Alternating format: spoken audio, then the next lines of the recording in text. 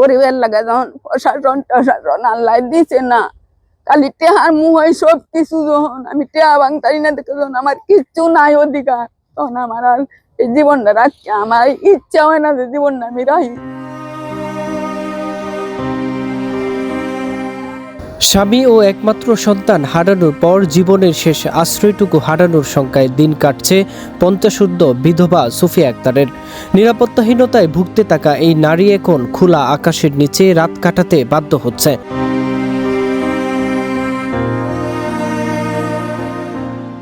স্বামী ও পুত্র সন্তানের মৃত্যুর পর স্বামীর রেখে যাওয়া বসত ভিটা থেকে সুফিয়াকে উচ্ছেদ করতে মরিয়া হয়ে উঠেছে তার দেবর নিজামুদ্দিন, চাচাতো দেবর হারেস মিয়া ও নিজামুদ্দিনের জামাতা মামুন মিয়া। ঘটনাটি ঘটেছে কিশোরগঞ্জ সদর উপজেলার 1400 জালিয়াপাড়া গ্রামে। সুফিয়ার স্বামী নুরনবী মৃত্যুর পূর্বে স্ত্রী সন্তানের জন্য 30% জমি রেখে গেলেও একমাত্র ছেলে মবিনের মৃত্যুর পর ধীরে ধীরে সেই জমির অধিকাংশই দখলে নেয় দেবর ও ননদেরা। শেষ পর্যন্ত বসত গড়ে সামান্য জায়গা নিয়েই কোনোভাবে বসবাস করছিলেন তিনি। ইদানিং বৈশাখী ঝড়ে তার বসত গড়টি ভেঙে গেলে মেরামতের উদ্যোগ নেয় সুফিয়া, কিন্তু গড় মেরামতে বাধা দেয় নিজামুদ্দিন ও তার জামাতা মামুন মিয়া। ফলে গড় পুনর্নির্মাণ করতে না পেরে বর্তমানে প্রবাসী মেয়ের শিশু সন্তানকে নিয়ে খোলা আকাশের নিচেই রোদ বৃষ্টিতে দিনরাত কাটাতে হচ্ছে সুফিয়ার। আর জয় একটা যাত্রা হয়েছে আমার গড়টা নেমে লাইলে টানে কইলো দুদি টানাতে আমি ও আনতারিতে আমার দিব করে ধরতাম, গেলাম টানাতে ও ফার্মেসি দিয়ে দিছে আয়া ধরছি করো না দত্তাতি না, ফিরে আবার আমি কইলে কেড়ে টানাতে তো ওয়া দিয়ে দিছে। আর কোর্টের মধ্যে কোনো নিষেধ নাই, ঘর বান্ধার কোনো নিষেধ নাই, তো আমি চাওতা কইতাছে কোর্টের নিষেধ দিছে। গেলাম কোর্টও গিয়ে আমার উকিল দিয়ে দেখাইলাম, ছেড় দেওয়াইলাম, কোনো নিষেধ নাই, আমার ঘর বান্ধার ও আছে। এইটা করিয়া 2-3 দিন আমার ফার হচ্ছে। ফিরে এবার যখন বাধা ভিন্ন পরে এই পুলিশ আনাইছে, এরা আনায়া আটকা দিছে, ফায়ার হরিয়ালছে, পুলিশ আয় আটকা দিছে, এসআই আটকা দেওয়া কইতা সামনেরা বেহে যাইবা।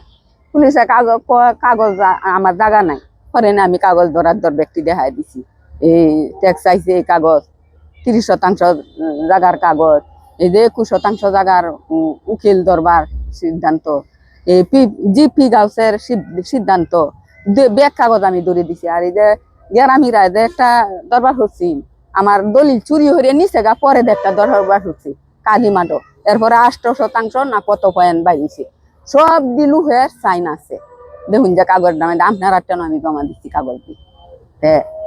এর ওই ওৎকানি দুদি বা ব্যাগটা তৈও যদি একটা মানুষের নিরাপত্তা না থাকে পৃথিবীর মধ্যে, ওনার কয় মাদার হবো আমরা ঘর দড়ি। আর আমার পুত মারা গেছে, এটা 8 বছর হয়েছে, 8 বছর থাকতে আমার এই জ্বালা যন্ত্রণা দিত। এই ঘটনায় কিশোরগঞ্জ সদর মডেল থানায় অভিযোগ দায়ের করা হলে পুলিশ উভয় পক্ষকে ডেকে সমাধানের চেষ্টা করেন। থানা ও বাড়িতে বেশ কয়েকটি দরবার হলেও কার্যকর কোনো সমাধান মেলেনি।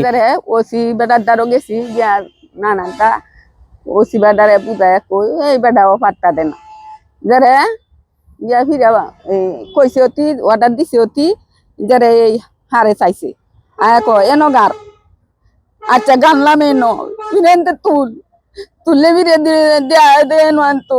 আমি করেন না আমার কিচ্ছু আনা দেওয়া লাগতো না, ওসি আরে কয়ে দিছে যে হানো আছে এইটা হানো গাতো দরবার মামলার আগে। আর এটা লাড়ালাড়ি নাই, আমার বসস্থান ভাঙিয়াছে, এটা আমার মেরামত করন লাগবো।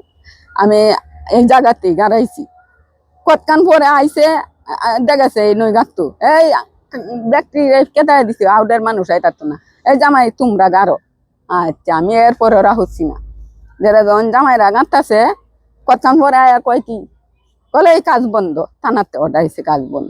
ওর দেখ বাইরে কাটায় একটা আবুদ্ধে বাচ্চা এই যে 5 মাসের 6 মাসের, এটা এলো ফিরে এই বাদের দিন গেছি এই থানা বলছি সাহেব বলছি স্যারের দেওয়াই বিলে সার দেউন আমরা এরম অসহায়, আমরা মাথার উপরে ছাদ নাই, খোলা আকাশের নিচে আবুদ্ধে বাচ্চা দিল বইছি, অনান্য যাই পারুন আমার একটু সাহায্য করায়, যারা স্যারের রাগ পাইছে একটা মানুষের 2-3 বার যাই, নিশ্চয়ই ওই লোকটার রাগ হইবই।